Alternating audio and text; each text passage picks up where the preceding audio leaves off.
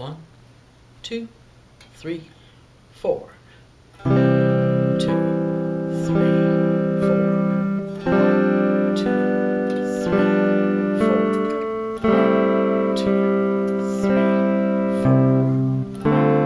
2, 3, 4. 1, 2, 3, 4. 1, 2,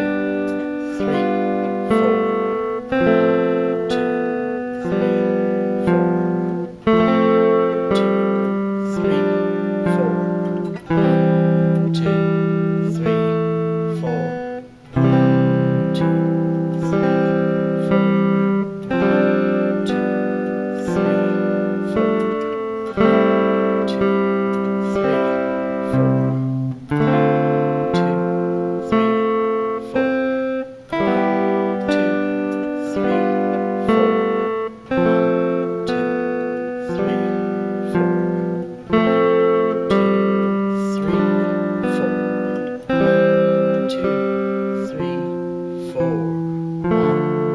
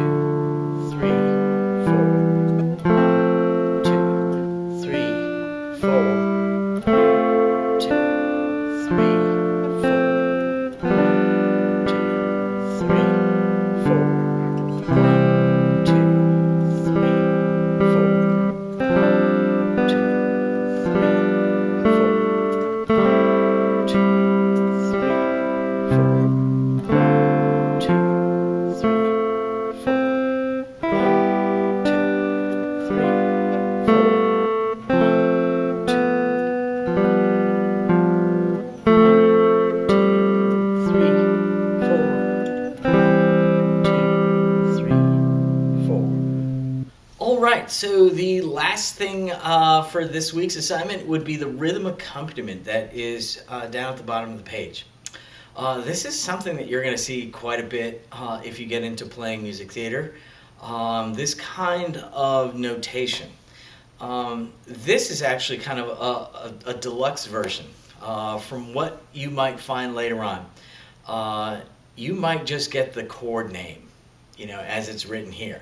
I call this deluxe in that the writer of this music, Mr. Leavitt, has actually given you the actual notes of the voicing that he wants you to play. And that's great. Sometimes you're not given any kind of direction like that, and you just need to sort of figure out, what you think that the arranger or composer wants. So when I say voicing, the way you want to think of that is if you were to have a choir, and you have sopranos, altos, tenors, and bass. All right. We've been playing the C chord. It's composed of C, E, and G in some sort of arrangement. And essentially what you do within a voicing is that you're assigning each singer, soprano, alto, tenor, or bass, one of those notes in the chord. And in this particular arrangement, you have a 4-voice chord in each line. And basically, you're going to just sort of strum those 4 notes in the beginning, and then for beats 2, 3, and 4, you're just going to strum it again like it says. The commas that are written in there, those are generally breath marks. So when this book was written, you might have, something that's 1, 2, 3, 4, 1, 2, 3, 4, 1, 2. That's not necessarily the style that we play now, so it sounds a little dated. But anyway, let's give it a go. I'm going to leave the commas out. You want to play them, you can go ahead, imitate what I just did. Let's get started. 1, 2, 3, 4. 1, 2, 3, 4.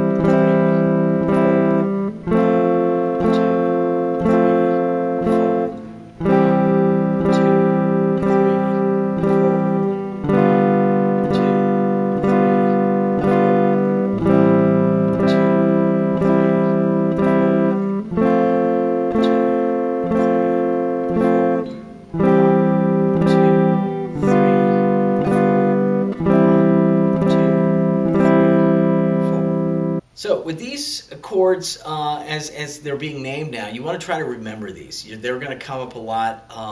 If you're familiar with playing songs, your favorite songs off the internet, you're already kind of familiar with this. But when it comes to reading sort of music, theater music, you're going to see a lot of parts that just have a chord name. So you want to try to remember your chords. It's kind of like vocabulary. When we were kids, you'd get vocabulary words in school, and you'd have to work on your spelling and things like that. It's the same sort of thing.